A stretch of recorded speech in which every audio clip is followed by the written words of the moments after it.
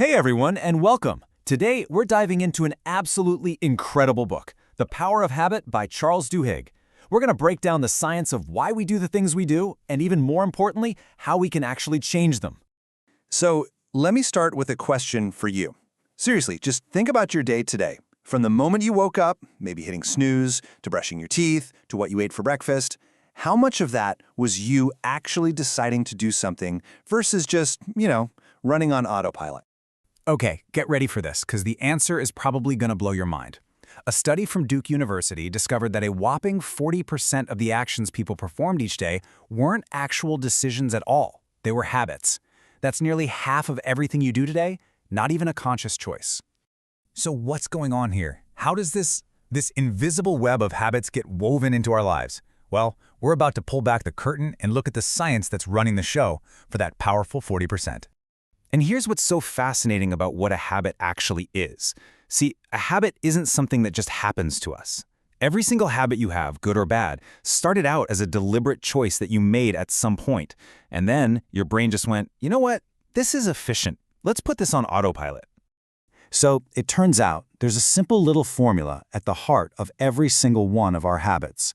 And understanding this neurological loop is really the first step to taking back control. And here it is, the famous habit loop. It all starts with a cue. This is the trigger that tells your brain to just go into automatic mode. Second, you've got the routine. This can be anything, physical, mental, emotional. And finally, there's the reward, which is what helps your brain decide, hey, is this loop worth remembering? Cue, routine, reward. That's it. That's the blueprint for every habit you have. But why? Why does our brain even bother building these loops? Well, it all comes down to one word: efficiency. Your brain is an absolute master at saving effort. By turning a common set of actions into an automatic routine, it frees up all this mental energy to focus on other things. It's basically your brain's energy-saving mode. And wow, this slide shows it perfectly. So look on the left. That's a brain that's learning something new. It's lit up like a Christmas tree, working hard. But then, look at the right.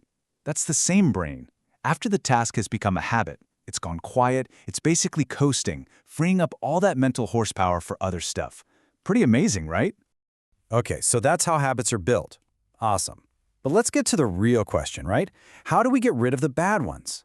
Well, this brings us to what might be the single most powerful concept in the entire book: the golden rule of habit change.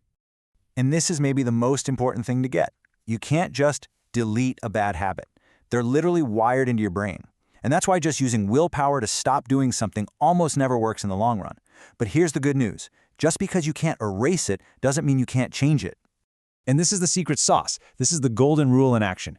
You keep the old cue and you deliver the old reward, but you consciously insert a new routine.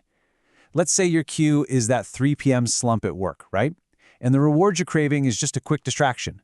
Instead of grabbing a cookie, the old routine, you could get up and chat with a coworker for 5 minutes, the new routine. You keep the cue, you get the same reward, you just swap out the thing you do in the middle.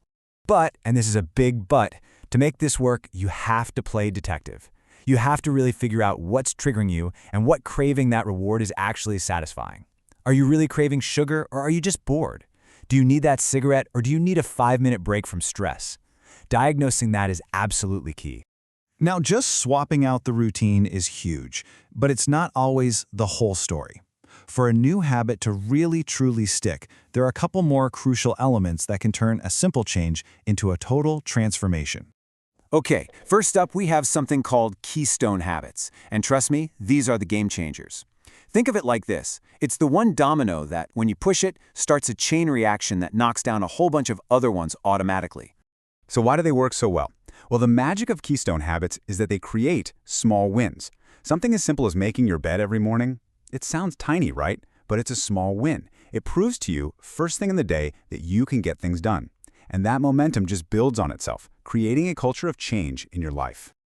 All right, so you found a keystone habit, you've got a new routine, you're all set, right? Well, almost.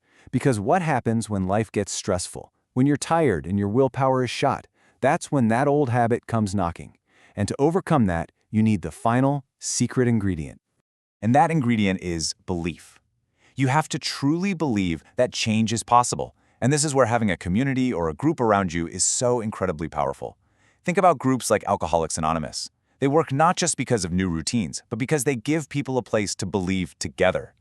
On the days you don't believe in yourself, the group believes for you, and that can make all the difference. So after all this, what's the big takeaway? It's actually pretty simple. You are in the driver's seat. Understanding this framework puts all the control right back in your hands.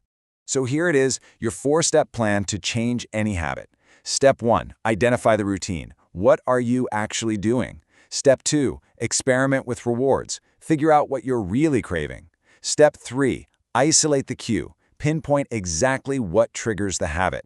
And number 4, have a plan. Write it down. Know exactly what you're going to do the next time that cue hits. And I think the most powerful idea in this entire book is this: habits are not destiny. You're not a victim of your habits. Once you understand the loop, once you can see the cue in the reward, you become the architect. You get to design them. So I want to leave you with one final question. Think about it right now. What's the one habit, the one routine in your life that you're going to start redesigning today? Because now you have the blueprint. All you have to do is start.